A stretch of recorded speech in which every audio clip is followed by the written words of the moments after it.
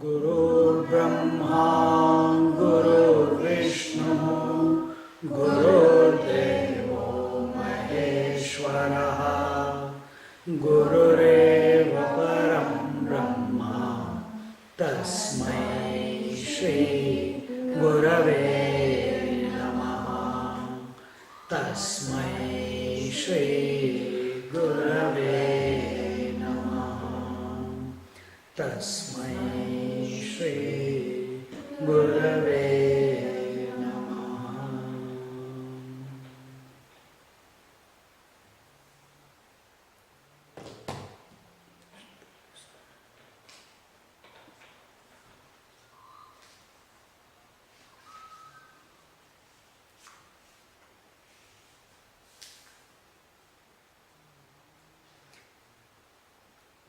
We have come together to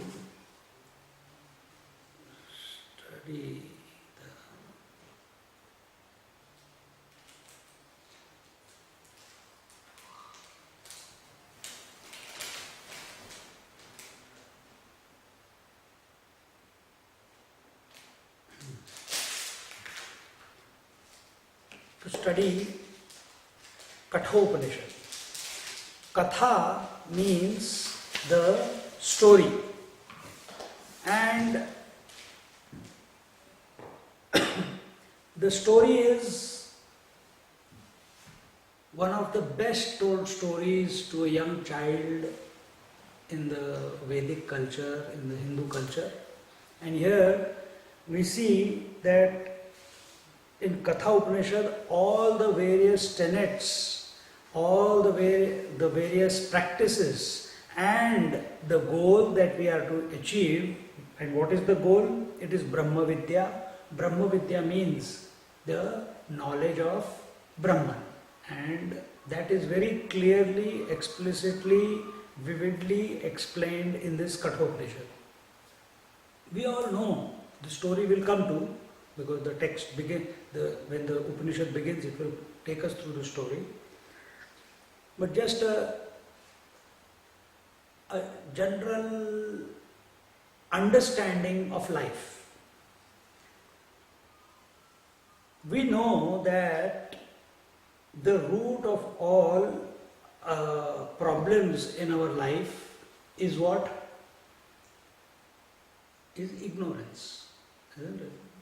Ignorance of what? Ignorance of our own essential nature. And because of this ignorance, man is continuously living, thinking, this body I am. And he is reinforcing it, and he doesn't keep repeating it. That reinforcing is not through repetition, but it's just once he has accepted it, and he has accepted it so deeply that he continues to say, body am I, body am I, body I am, body I am, body I am, and never even thinks of an alternative. While keeping on thinking that body I am, this body I am thought itself is the product of ignorance. See? And this has to be removed. This has to give way. This has to give way to what? To I am that, who is everything, who is eternal, who is inside and outside, who is unborn, who is blissful, who is all-knowing. And as long as we keep reinforcing to ourselves that I am this body only, if she doesn't give you food for lunch, you see what the body I am notion, how quickly it will come up. And the stomach will make its noise, the body will make noise.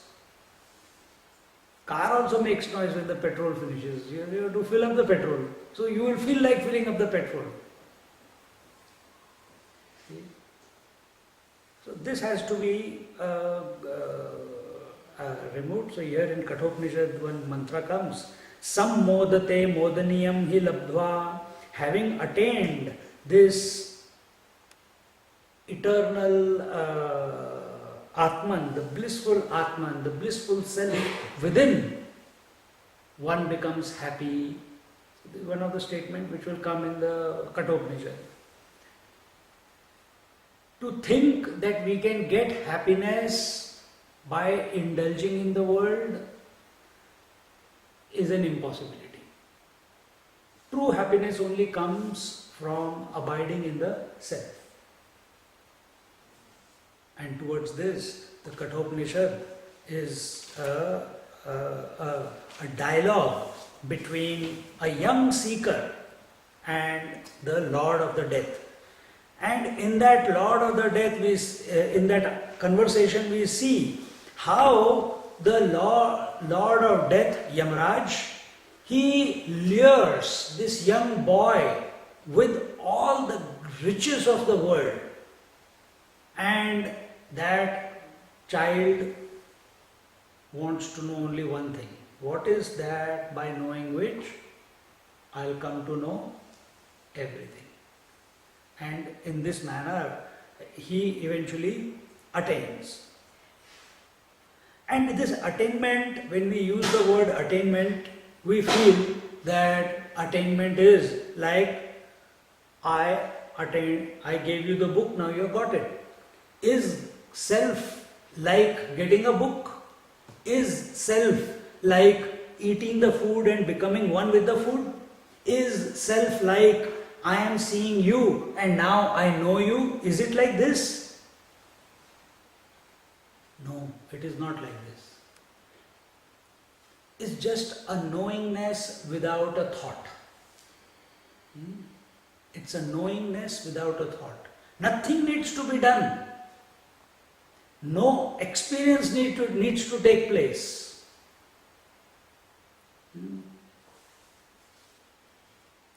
So,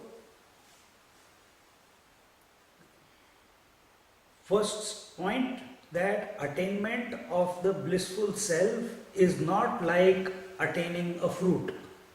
You have brought some fruits, peaches, what else? Mangoes, bananas, and what else you got?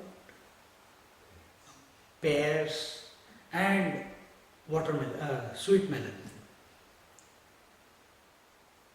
So it is not like attaining a fruit.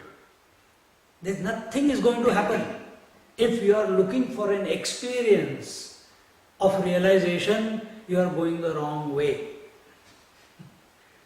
But many people, they don't understand this and they want something to happen. Either someone was telling me, now my mind is becoming empty. But that is not realization. I am feeling heat in my body. That is not realization. I am seeing light in my forehead. That is not realization. Realization, there is no sign of realization for the person who is getting realized. It's the most ordinary of the experiences. And towards this, therefore, our scriptures say, this also comes in the first chapter, third part of the first chapter in the Kathopanishad, and this is a very famous statement called, says, Uttishtha Jagrata Prapya Varan Nibodhata, means Uttishtha, wake up, arise, Jagrata, wake up, Prapya Varan Nibodhata, and stop not till you reach the goal. Arise, awake, stop not till you reach the goal. How many times we must have heard it? How many times we must have said that to ourselves? Because I have also studied this Upanishad now, second time I am studying it, second or third time. See? So arise to what? Arise to the world. We are already awake to the world. Arise to your own essential being, the blissful self. Arise, awake to what? Awake not to the waker, the dreamer and the deep sleeper. Not become awake to the wars that are going on, the religions that are expressing and fighting with each other, the people, the jealousies, the angers, the greeds, the hypocrisies. It's all very nice, social discussion topics. But we are not telling you to be awake to that. The scriptures tell us, be awake to yourself. Raise yourself. There is a statement that comes in Bhagavad Gita. It says, the meditation is raising yourself to meet yourself. Raising yourself to meet yourself. What do you mean by this?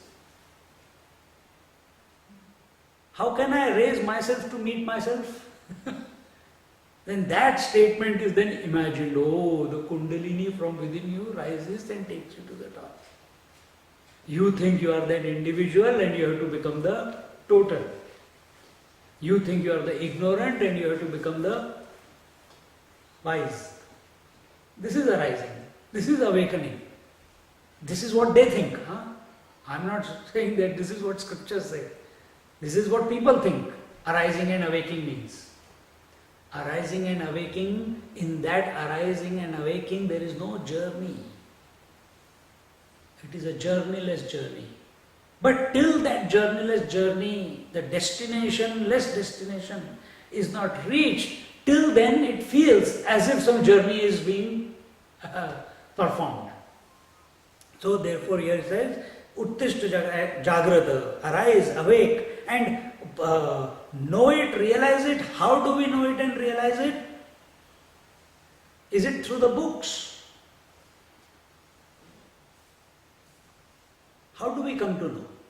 So here it is told, by sitting at the feet of sages and realized masters. That's where our feet must take us.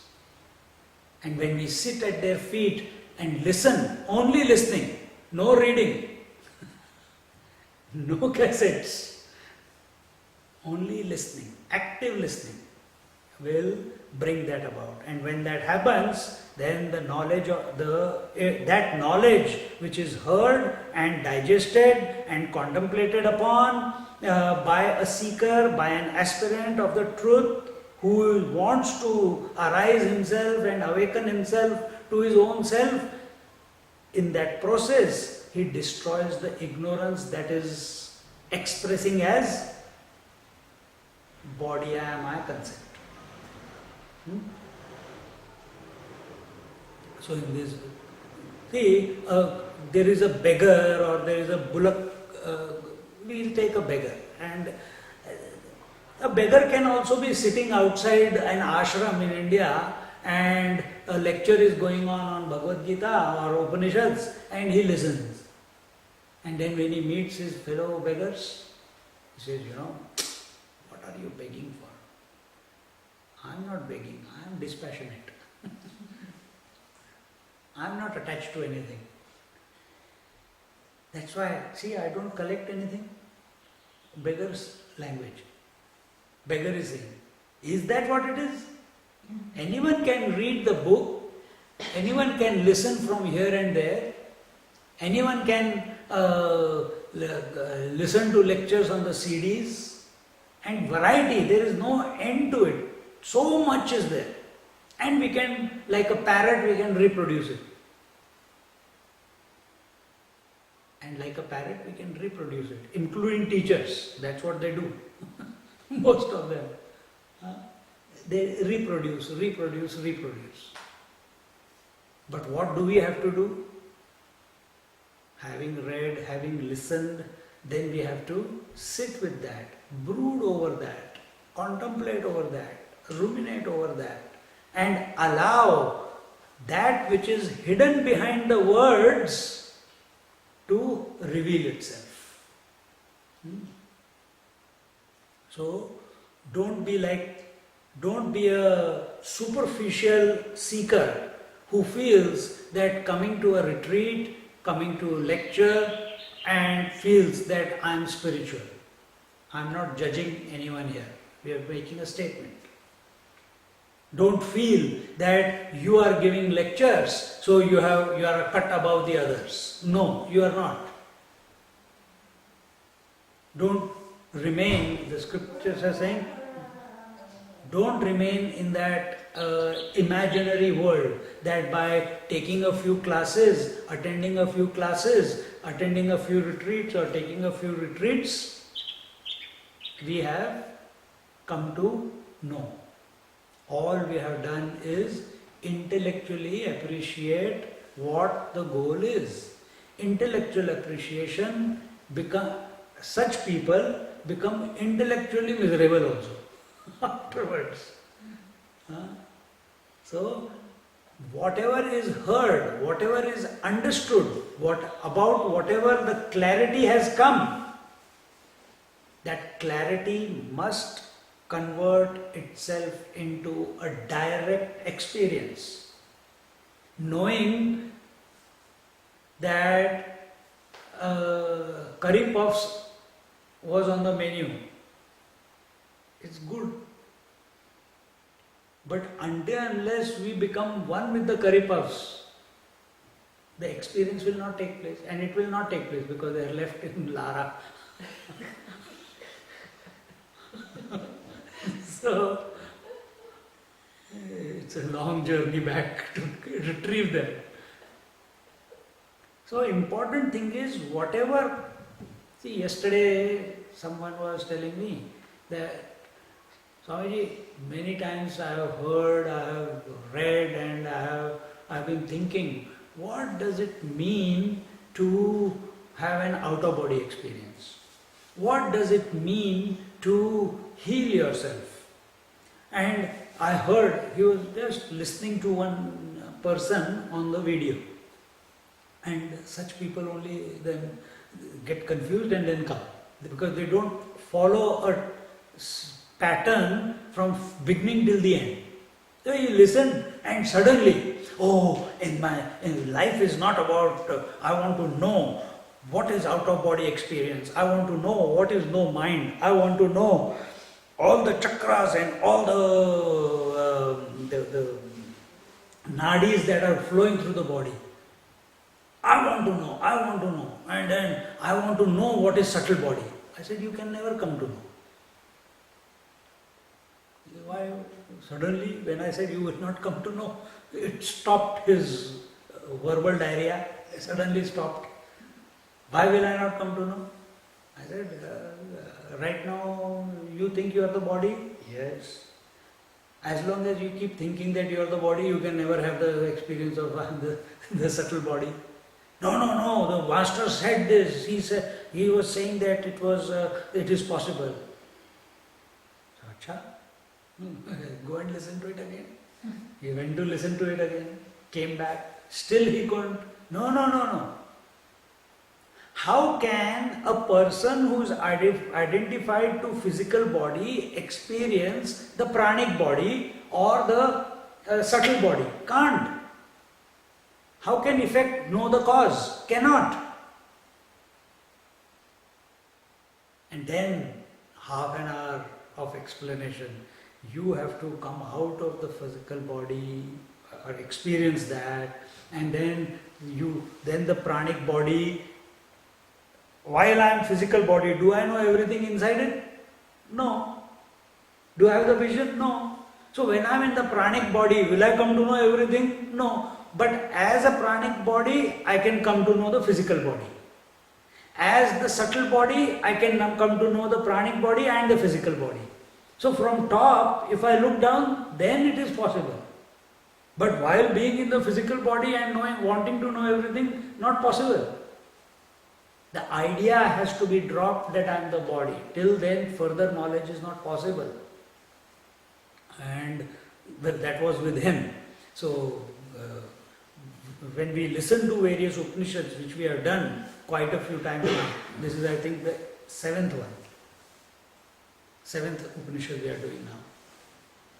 We will have, after every Upanishad, we have absolute clear understanding of who we essentially are, isn't it? There is no ambiguity. Clarity is there, but abidance is not there.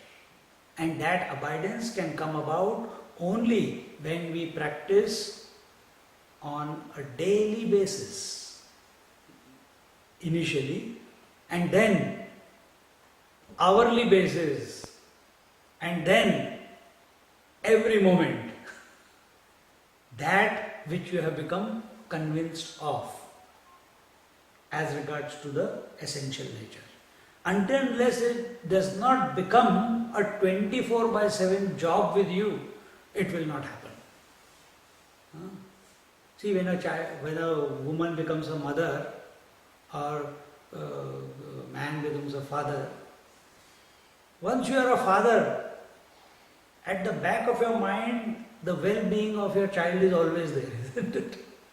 Whatever it may be, it's always there. Your whole life, if you watch yourself, those who are, and I don't know about you, if you worry too much about Catherine, but those who are, every activity in your life is being dictated by wanting to provide, care, nurture that child of yours, isn't it? When this, and why is this happening? Because I have made the first mistake, and that mistake was I am the body. And therefore, when I am the body, then I have got another body, and I create a relationship with it. Because, why do I create a relationship with someone outside? Because I have not created a relationship with myself, who I am. When your life starts being dictated by the thought that I am that blissful self, I am that all-knowing self, I am the master of this universe, I am the one who is inside and outside, there is no place that I am not. When this thought dictates your life, then alone spiritual journey has started. So first is conviction. Remember the few steps. First is information gathering. When we listen to scriptures, we are gathering information. Then that information must be contemplated upon, reflected upon, and doubts must be removed. The less the doubt, the more the conviction. No doubt, full conviction. Now you have got convinced completely. Are you all convinced completely? I am asking a question. Are you convinced completely about the nature of the essential nature?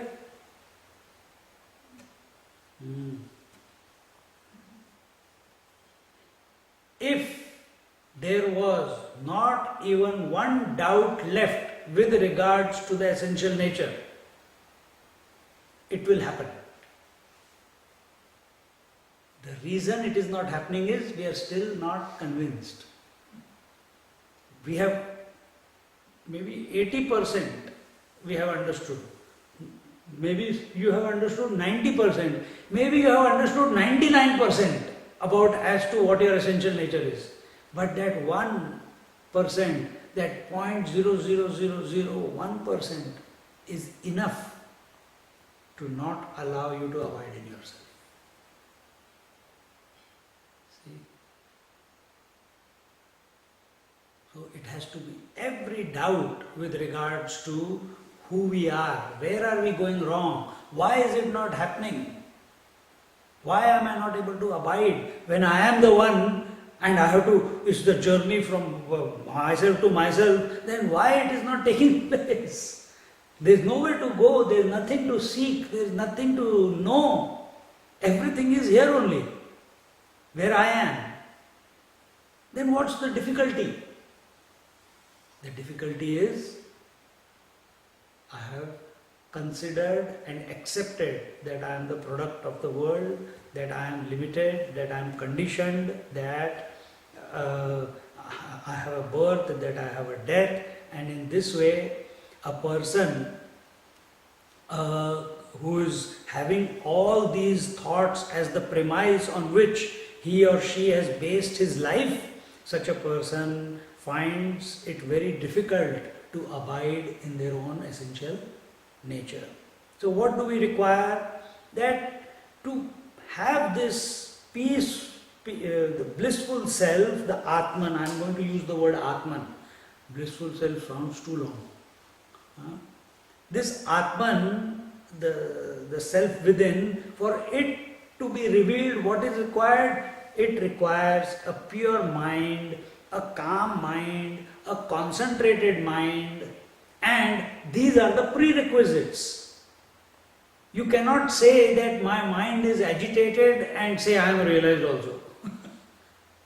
You cannot say that I am why this is happening and all these type of questions about the creation and yourself are there and say, oh, but I know who I am.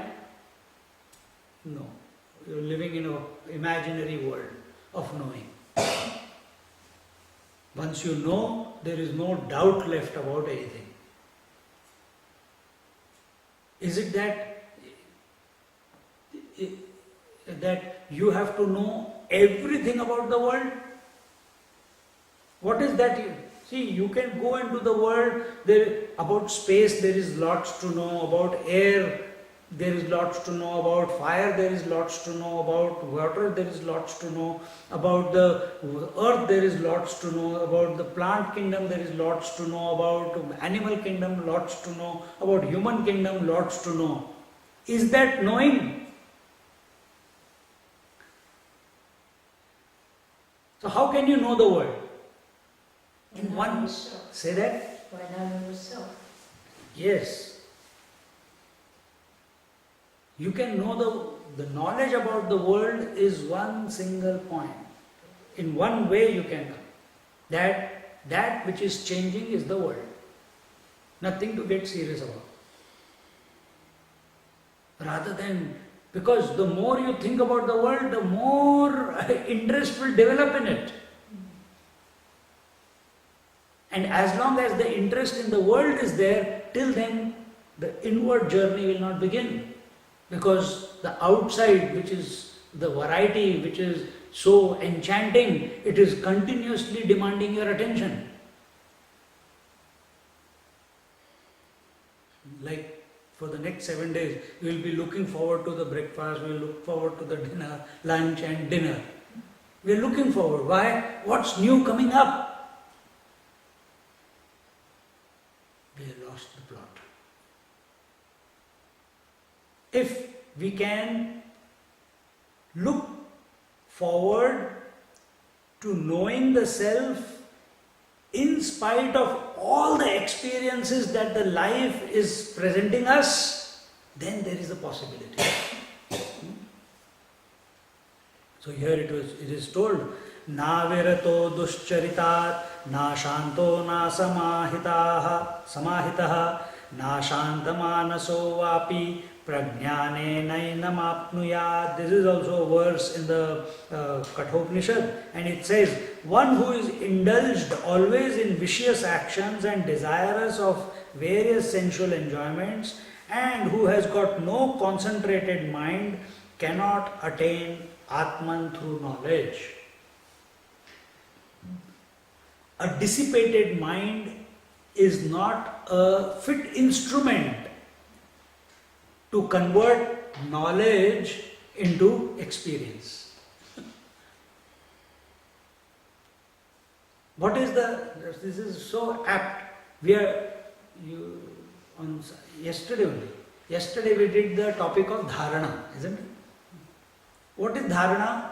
Dharana means the ability to concentrate the mind on one theme, unbroken, to the exclusion of everything else. That is dharana, that is concentration. When we are able to think that I am the master of the world, when we are able to think that I am the one who is pervading the entire world, when I can think that I don't have a beginning and an end, I am eternal. Yes, intellectually first accept that. When you accept that, then your language will be different when you talk to anyone. When your mind gets concentrated on that, it does not get distracted by the one day England versus Australia or the semi-finals or quarter-finals of the tennis matches that are going on. It doesn't get distracted by hunger. It doesn't get distracted by anything in this world. Meaning, you don't know what the world is going to throw at you as the next experience. If you do not lose your poise in spite of moving through this world and not compromise, so what is that poise? That poise is gained only by contemplating about the self in the back of your mind. Then for such a person, there is a possibility of ignorance to be removed. And in this Upanishad, it is told that the first thing that a person must cultivate within his life is dispassion towards the world. If the world is an impediment, if the world is the enchantress who is luring us to herself again and again and again, I must cultivate dispassion. And dispassion means not running away from the world and living in a cave. Dispassion or vairagya means, in spite of everything being around you, not getting disturbed by it. That is dispassion. The more the dispassion towards the world, this is a formula. The more the dispassion towards the world, the more is your mind pure, the more is your mind uncluttered, the more is your mind free, the more is your mind expanded. Naturally, in such a mind, contemplation begins. Naturally, in such a mind, concentration, relaxed concentration happens. But a mind which is cluttered with things to do and not to do and achieve and ambition and success and judgment and all this, for such a mind, make your mind concentrated, he will do, what do I do, how do I fix my mind, where do I do it? And then gets a headache. You drop the word from the mind, automatic concentration is achieved. Concentrated mind does not mean just, this is a way of saying, concentrated mind means when the point is sharp, isn't it? This is how we understand. I don't have a pencil. So it's a sharp point which can pierce through everything. But here we are talking, concentrated mind is an expanded mind. Now scriptures have taken even that concept of concentration out of your system. It has presented you with a paradox that concentrated mind is an expanded mind. Now how do you work it out? So am I concentrating or am I expanding? So it has to be relaxed concentration. When you are relaxed, whenever you think about something in a relaxed poise, try sometime at home. You think of a person, that person will call you. So if I can make a person call me, not by concentration but by relaxed concentration, then if I in that relaxed poise, I think about the self, will now self call me? The rule is same.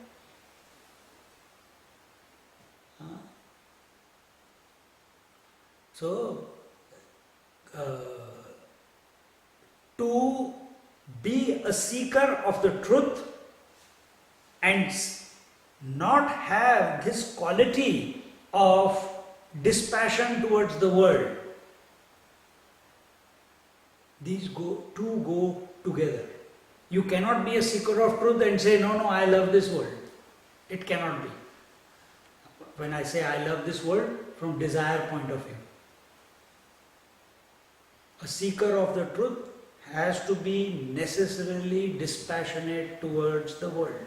And as a result, his mind frees up, and as a result of that free mind, he is able to discriminate clearly between the truth and the untruth.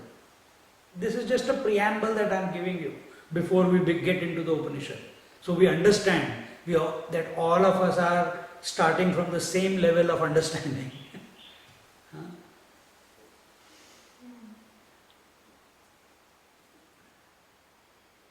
So, yada pancha vatiштन्ते ज्ञानानि मनसा सह बुद्धिश्च विचेष्टति तामाहु परमां गतिं ताम योगमिति मन्यन्ते स्थिरमिन्द्रियधारणम्.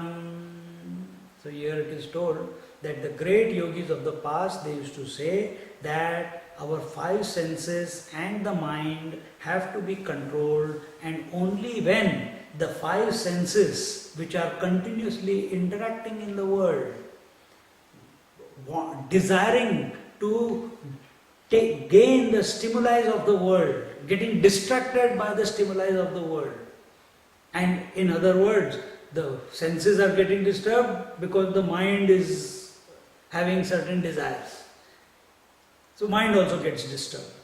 Until unless the senses, the five senses, seeing, hearing, touching, feeling, tasting, and the sixth sense, which is the mind, until unless they have not been quietened down, till then the intellect will not become steady. Steady intellect means what? A flame is burning. Normally the flame keeps going like this, isn't it? There is always a wave in it. But in a room with no breeze coming in, that flame is continuously upwards. There is hardly any movement in it. And this is the example that is given about a steady intellect. If there are too many stimuli disturbing the mind, the discrimination in the intellect, even though you have understood, even though you have come to a satsang, even though you have come to a retreat, you have understood what the self is, but you are not able to stay with the self because it is continuously up, down, up and down, up and down, up and down. But if the mind and the senses are controlled, then when you think about the self, there is no disturbance. And for 1 day, 1 hour, 2 hours, 3 hours, 1 lecture, 2 lecture, 3 lecture, not 1 day or 2 days, not 1 week or 2 weeks, not 1 year or 2 years, as long as it is required, you never get tired of contemplating on the self. Never get tired. And that is only possible when the senses and the mind are curtailed. And therefore the first step is told.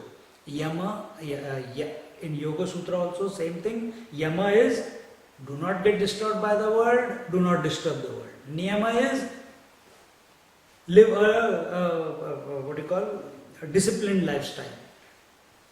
Then according to Vedanta, these two steps are called Shama and Dhamma. Shama means control of the mind, and Dhamma is called control of the senses. Until unless these two are not done, the third stage according to Yoga Sutra, which is called Pratyahar. According to Vedanta, it is called Uparama. Uparama means that the mind does not want to go out of the senses anymore. Just like, I'll give you an example. You are here, I'm sure at this moment there are no thoughts of what is going on at your home, what is your husband or wife doing, what is your children, what are your children doing, what is your cat doing, what is happening in the world, has somewhere floods come again or war has started again. Nothing, isn't it? And now that I have said, you may have spent a second thinking, oh, and then it's gone. It's not staying with you. You just dropped it. So you know what dropping means. So you drop the world and you come here. Now you have to drop the mental world also.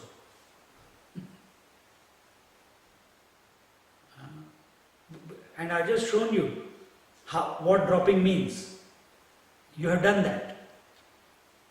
So for that, and if the mental world is not dropping, it is only because somewhere within your bosom there is a longing for that world. There is a longing to see my child. There is a longing to taste the mango. There is a longing to hear nice music. There is a longing to appreciate the chirping of the birds. No, but is that not divine? Mind can come up with this doubt, isn't it? It's always chattering. So it will say, what do you mean? That then what's the point of living if everything we have to deny? But are you here to prove whether the world is there or not? Or are you here to seek fulfillment in your life by knowing your essential nature? First determine this. Don't get confused. And if the goal is to know your essential nature, then the scriptures are saying you have to give the world up through dispassion and then rediscover it. Then rediscover it. And that rediscovering the world will be the divine discovery. Where your understanding of the world is that world is nothing but I. Nothing but me.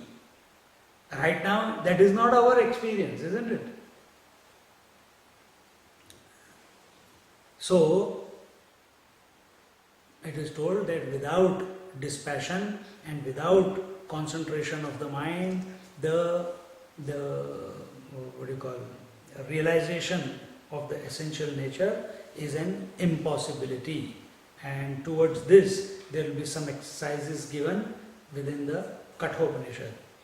Intellectual appreciation of the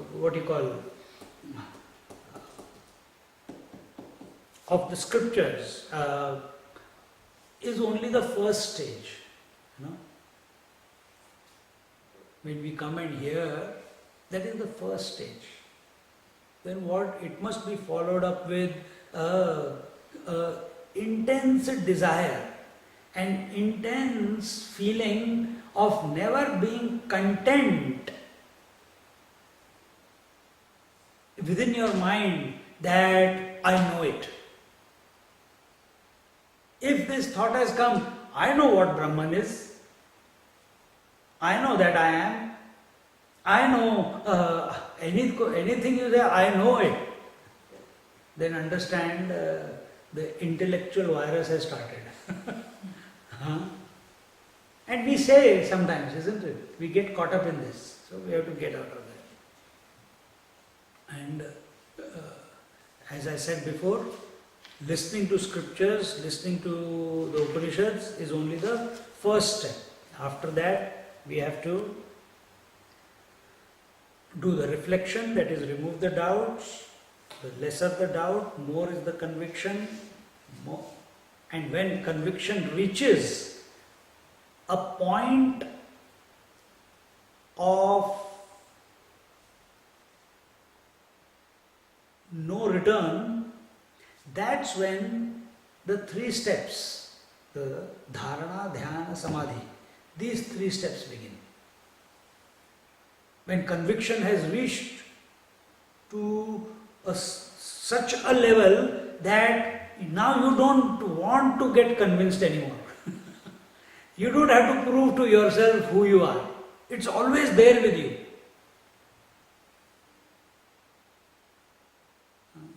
Then Dharana, Dhyan, Samadhi begins. So in our Vedic culture, in our Sanatan Dharma, in the two things are there, that is religion and science. And both of their purpose is to make this life to be lived more beautifully. Science is also trying to make us newer and newer gadgets, newer and newer understandings, so that our life becomes easy and happy. If it becomes, the sun comes out, if we don't have a fan, we'll be all crying. We'll be sweating. So it will be nice that there is a fan and there is some breeze. Without science, we won't have a fan. Similarly, religion is also trying to do the same thing. It is also trying to make our life a more complete one, in its own way. And these two paths are not contrary to each other. They are just steps of the same ladder. Or you can say they are both parallelly moving towards the same destination.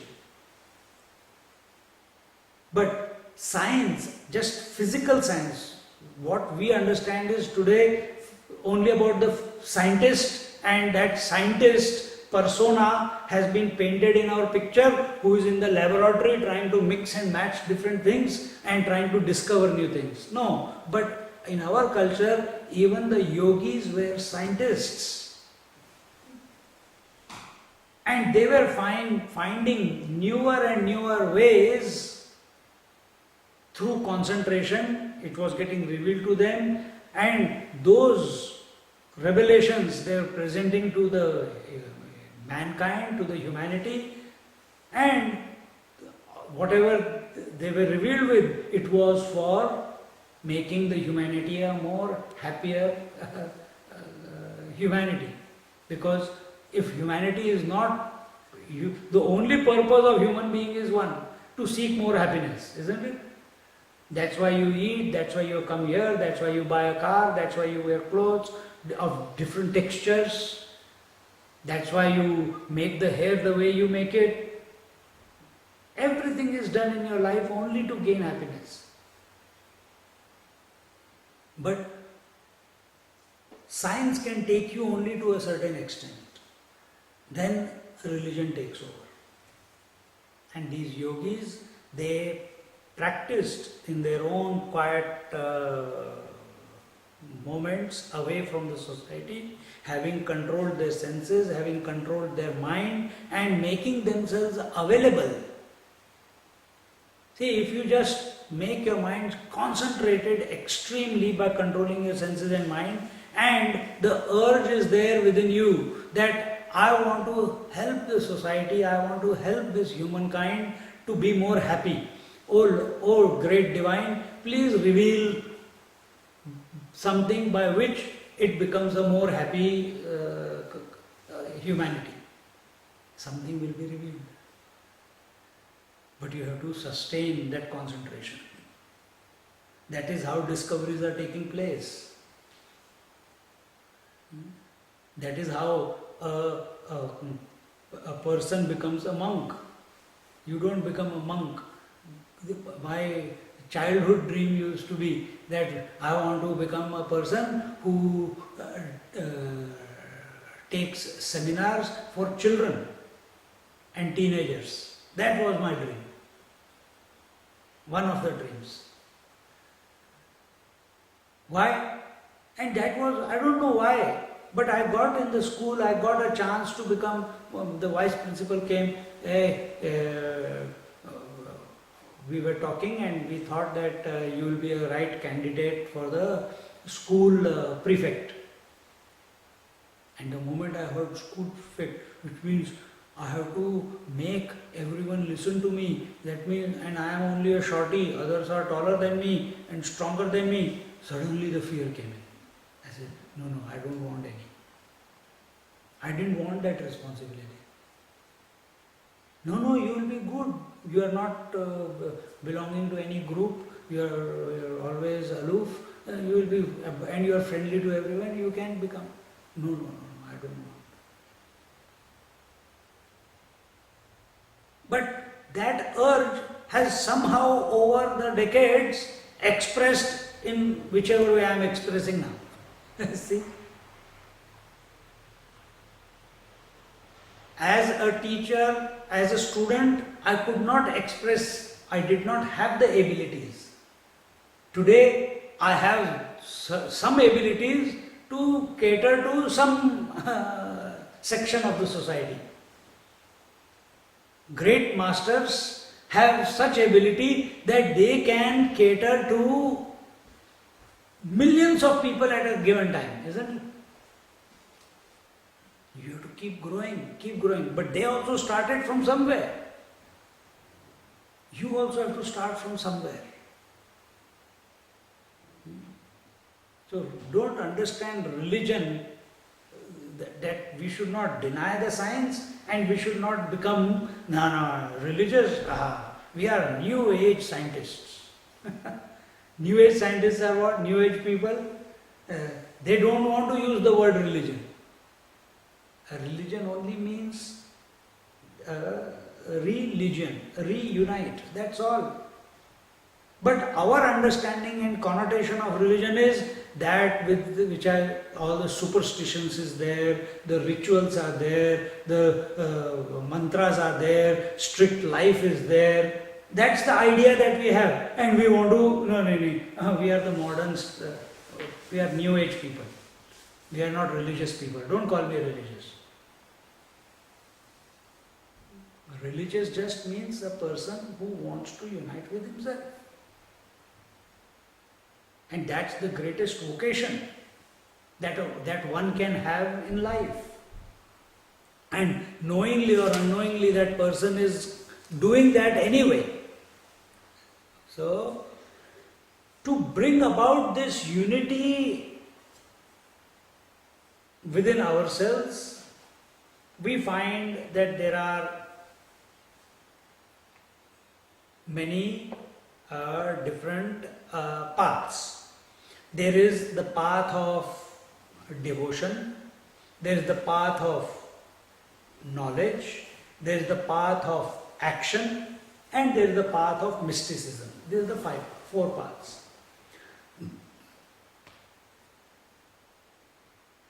The path of devotion is the path of blind faith. It is emotional in nature. It is the journey of opening the heart. Nothing to do with head here. Open the heart. I love you. I can't live without you. And you are obsessed with that divine principle. And in this, it works for some people. There is nothing wrong. And such people, they are those who are emotional in nature, for them it is the best. You try to give them understanding, it will not sink in. Give them devotion. Ask them what is your deity, and to such the scripture say, oh, you are following Jesus, okay, take the Alleluia. If you are following Krishna, okay, chant Krishna, Krishna, Krishna, Krishna. Oh, you are from Shiva, Om Namah Shiva, Om Namah Shiva, Om Namah Shiva. Because he loves that persona so much that he feels inspired to dedicate his life to that ideal. And in that he is incessantly chanting, and as he keeps chanting the name of the Lord, does not want to understand anything. No, I just know that the Lord is everything. What is Lord? How can you ask that question?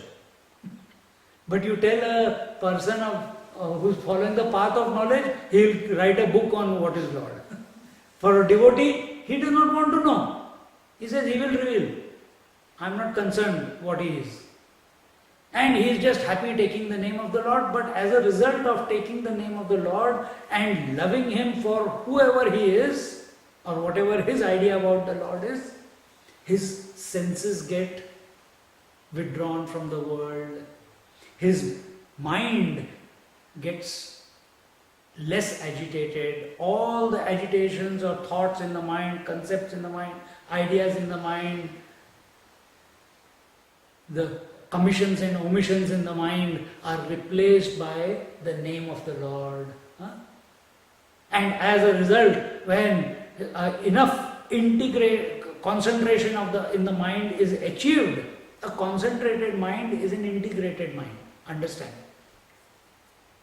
It is not a dissipated mind, it is integrated. It's a synchronized one. In such a mind, then the Lord reveals. And when the Lord reveals how? He says, oh my God, the Lord is in me. And that by the grace of that Lord, he does not understand anything. But by the grace of the Lord, he sees the Lord expressing everywhere in the creation.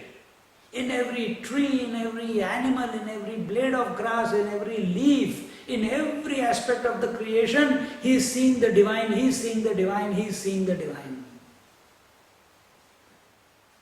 Many people stop at this point. And only few rare ones are there. And till here they have come without thinking. The only thought they had is, I love my Lord, that's it. And it is okay.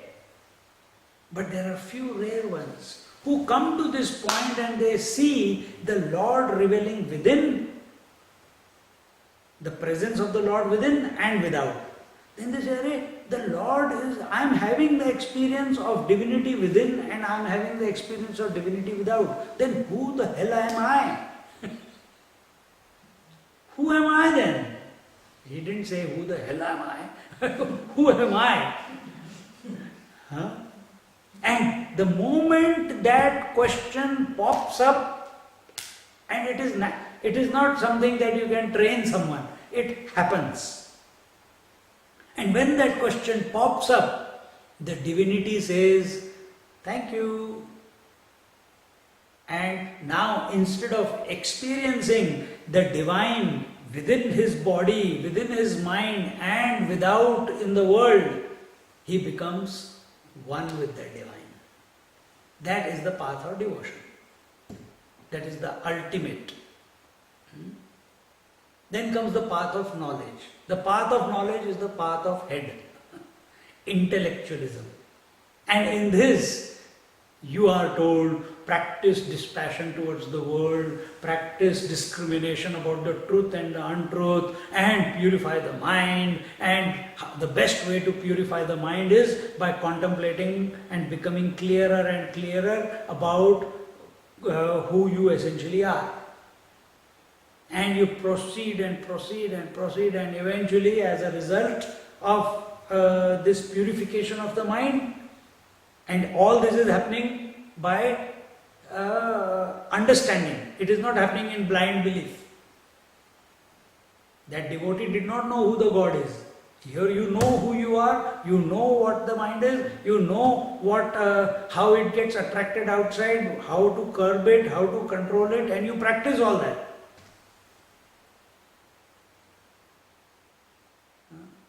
And eventually, you, in the path of knowledge also, you come to the point, then who is this witness? What is the essential nature of this witness? Who am I then? And again, the same. Now comes the third path. What was it? The path of action.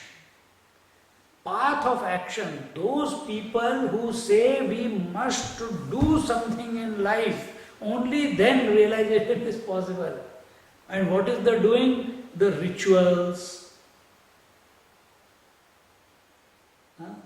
What is the doing? Oh, I must build temples, I must start ashrams, I must start orphanages, I must do this, I must do that. When I must do this, I must do that, I must improve the world because it is in such a dilapidated state right now.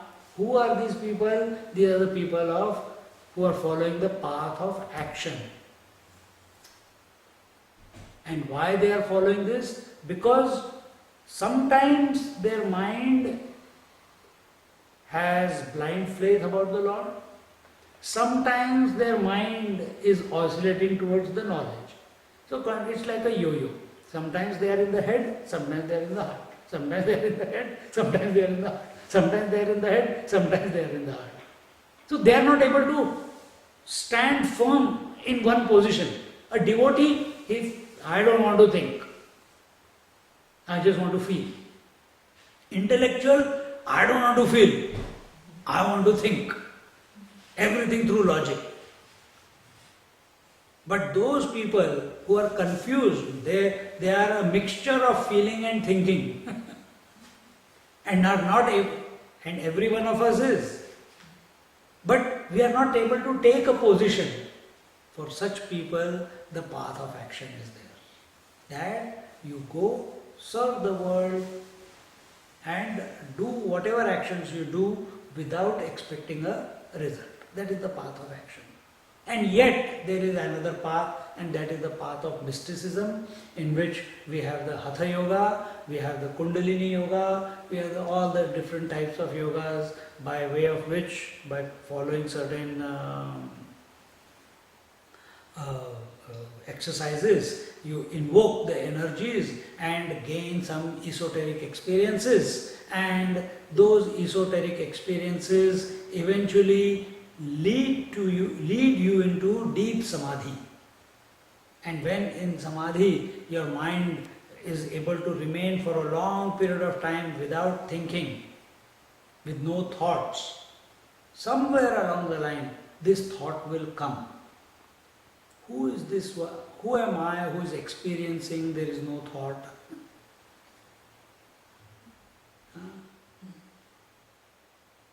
So from every angle, whether you take the devotion, whether you take path of knowledge, whether you take path of action, what path of action does, I did not tell.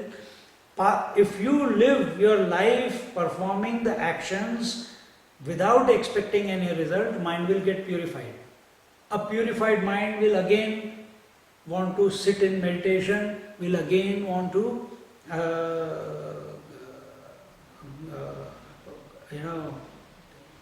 find more and more about itself, what is its source, and eventually it will lead to that point. And in Hatha Yoga and Kundalini Yoga, after having experienced all the mystical experiences by way of various exercises, then what next? Because the experiences come and go. What next? So we see that paths are many. When they begin, they seem to be all different. But as the mind becomes purified, becomes subtler and subtler, we find all of them reach to one point only. And that point is, who am I then? Who is experiencing the experiences, mystical experiences? Who is this meditator? Who is this one who wants to know who am I? And who is this Lord? Who is this me who is experiencing the Lord within and without? From everything, when you reach the peak, this is the point. And that is the highest knowledge.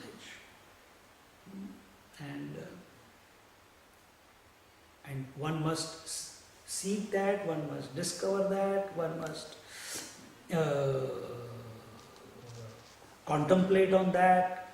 And in this way, we don't have to concentrate on the world and remove, like when we go to a rose plant in our garden, what do you look at? When you go to the rose plant, what do you look at? The flower. But there may be one or two flowers, but there are more thorns on it. So why your attention is not going to the thorns, which are many in number, and only on one or two flowers that the plant is producing? Similarly, don't think about the thorns of the world, the commissions and omissions of the world.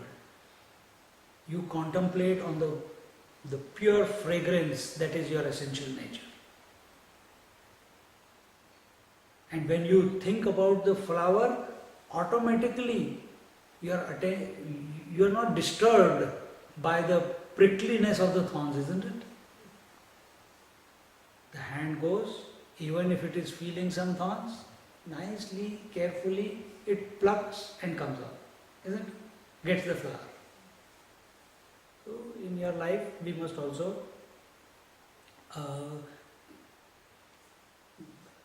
thorn pricks. Flower gives the nectar, flower gives the fragrance, flower gives the beauty. So our journey in life should also be like this. We should not be continuously pushing against each other. This is my seat. Make way for me. Make way for my ego.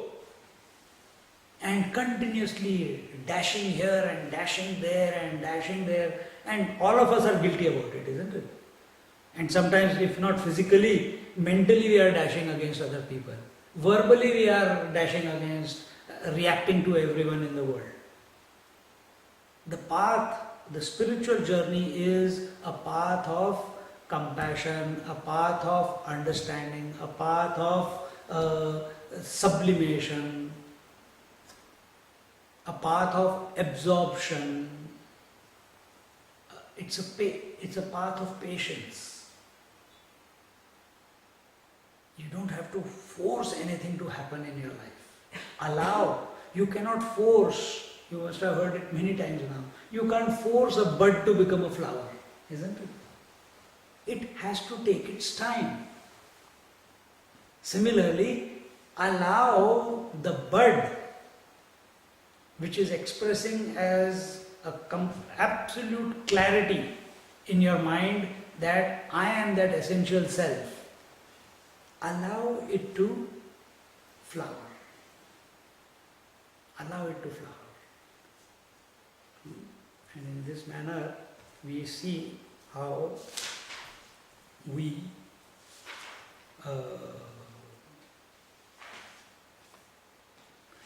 the various paths we just saw. And this is the technique of living that is presented to us by the various, by the religion, and so that we become more than what we are today and eventually recognize the essential nature within ourselves. Every path takes us till the point of pratyahara. All the paths are more or less different. But from pratyahara onwards, which is dharana, dhyan, samadhi. Dharana is concentration. Dharana, dhyan, that concentration leads to deep concentration without a break. And eventually that deep concentration leads to no concentration, which is samadhi. Our efforts are to come to the point of dharana. Once you do the dharana, that means by controlling the senses and the mind, you reach that point. After that, it's a self-propelling process. Don't have to do much. And that is why the regularity in our daily life is an essential requirement. And this is what, whether you take Islam, whether you take Christianity, whether you take Hinduism, whether you take Buddhism, whether you take Jainism, all of them, which we call as religions, they are essentially teaching us this. Come to know that divine spark within yourself, come to know that spiritual center within yourself. Whichever path you may take does not matter. So now understanding a little bit more about the journey to this, the divine spark within, the journey again from a different, from the Vedantic point of view. Here we see that the first is we have the food sheath, then we have the vital air sheath, which is called the breath, Third is the mental sheath, which is called the mind. The fourth is called the intellectual sheath, which is called the intellect. And the last is called the bliss sheath, which is the causal aspect of our personality. And as long as and this, when we talk about the 5 layers, it is not that the food sheath is here, then the vital layer is inside, then the mind is inside. It seems to be like that. Therefore, we are always meditating inside. But contrary is the truth, that the subtler you become, the more expansive you are. It seems to us that the water is being kept in place by the various continents on the planet. But contrary is true, that the earth, which is the land which is expressing on this planet, is being kept in place by the waters. It seems that the water is keeping the earth cool. But the contrary is the truth. The core of the earth is a molten lava. And that is the fire, the energy that is allowing water and earth to express on this planet. And it's at the right temperature that is required. On other planets it is not. So same way, within us, these 5 sheets are there. These 5 sheets, you can go within also and you go without also. Both ways. Microcosm as well as macrocosm. So at the totality level also, there is a food sheet, the gross body, there is a vital body, there is a mental body, and there is an intellectual body, and a causal body. At the microcosm also, there is these 5 levels. And at the individual level, we call this gross body, and at the total level, gross body is called Virat. At the individual level, the mind is called Tejas, and at the total level, the mind is called Hiranyagarbha, in which all the desires of all the individuals are present but not unmanifested yet. See? Then we have the causal state, which is called Prajna, and the total causal state, the bliss sheath state, is called as Ishvara, the Lord Himself.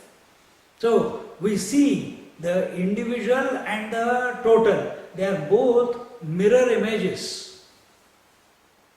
So what is the difference?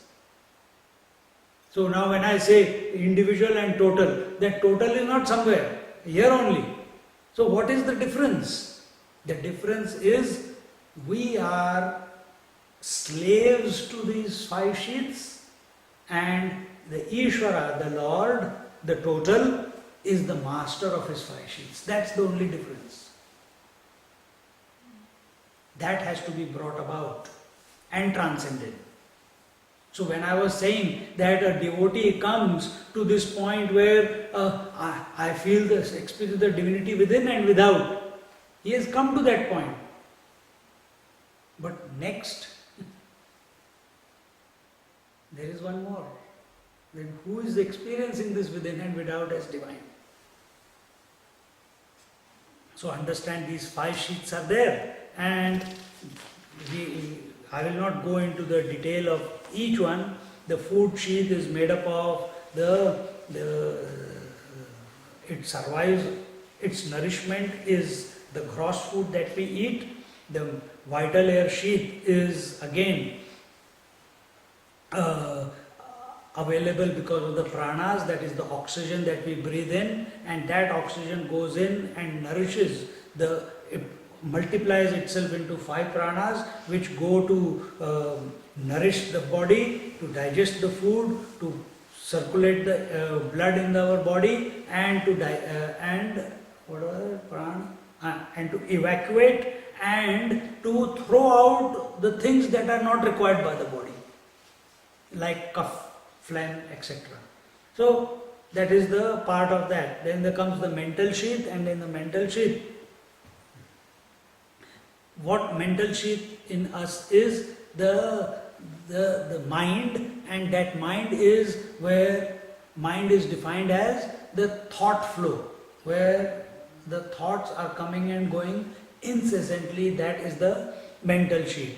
And because these thoughts are coming and going and they are not determined, there is no determining factor there. Therefore, this mind is called the doubting Tom. Tom is because of the Britishers, but it's called the doubting principle. The doubts don't come from here, from the mind. And when in the intellectual sheath is where the concept, the ideas and the judgment, all this is determined, and the clearer the determination is, the less doubts are. Understand? About anything, including the self.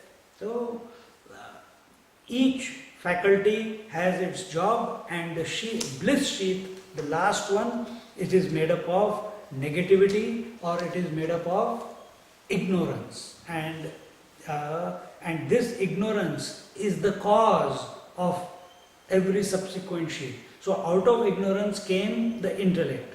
Out of that came the mind and intellect. They are both just functional differences. Then because of them came the breath, and because of them came the body. Each one is dependent on the next one. And all of these came out of ignorance. If ignorance was not there, or deep sleep was not there, or the bliss sheath was not there, all the three mean the same, then the other four sheaths that we see ourselves to be, they would not have expressed themselves. Now, why you are taking only 5 sheets? Why can't there be 7 sheets? You can multiply more also, no problem. There is no end. But we have to start somewhere. We have taken that the scriptures are telling us these are the 5 sheets, and it is your experience also. You are a physical organism, you are a breathing organism, you are a thinking organism, you are a determining organism, and every night you become a dull, inert organism. So it's the experience of everyone. Can you tell me of any other organism apart from these 5? Anything else is there, it will come within these 5. So, in this way, and in this bliss sheath we see, where this bliss sheath is not one per person, it is one for all. So this is the background before we get into the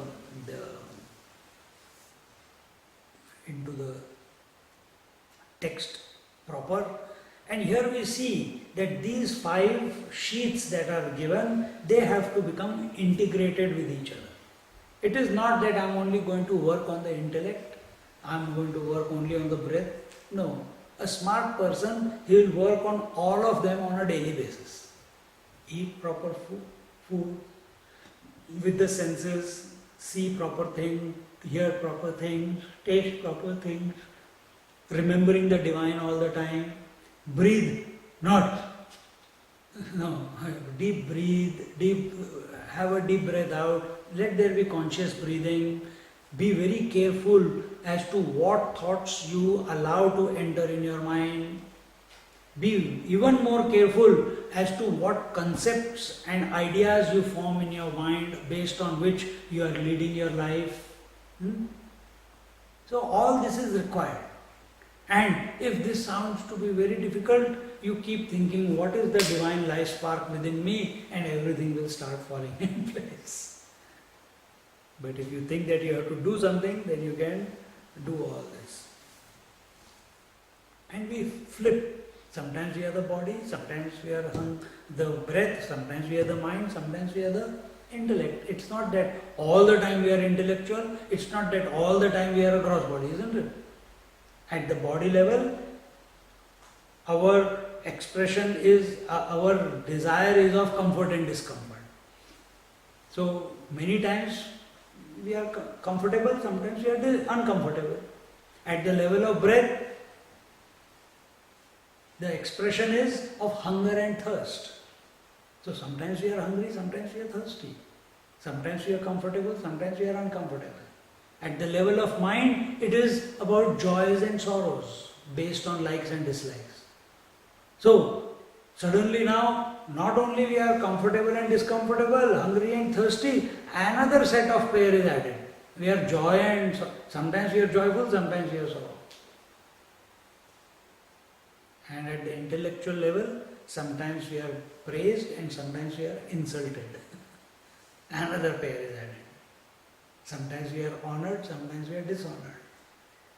So, an intelligent approach to life is that do not react to these opposites that the life is throwing at you. And maintain a poise of remembering that because of which all these experiences are possible. If this is practiced on a daily basis, the destination is not far away. It will be caught very quickly, very soon. And we conclude here with this. And this is what our sages of yore, this is what our saints, this is what our rishis of the past have, for whom? For the benefit of the humanity.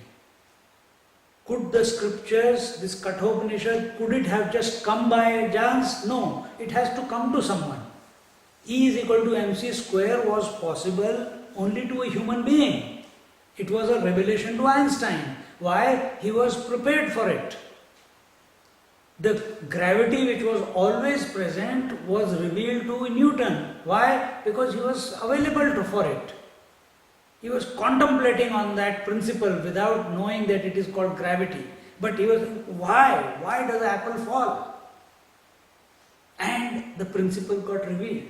Similarly, the ancient sages, they also felt that there must be ways of how to make the human, the individual permanently happy. That was their goal. And they took that thought and they sat in meditation. And to different seers of different times, Kathopanishad was one of the revelations that came about. And it is the dialogue between a young seeker and the Lord of Death.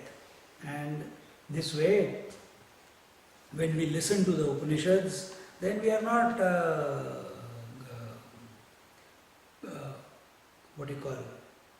we gain when we listen to the Upanishads or we listen to these type of thoughts, we gain a momentum which is not like a train or a bullock cart. It is like a rocket. Takes us straight away, it takes us to the destination, even while listening. So they wish us good luck for the next 7 days. Om Purnamada Purnamidam Purnat Purnamudachyate Purnasya Purnamadaya Purnamevavashishyate. Om Shanti Shanti Shanti. Hari Om Shri Gurubhyo Namah. Hari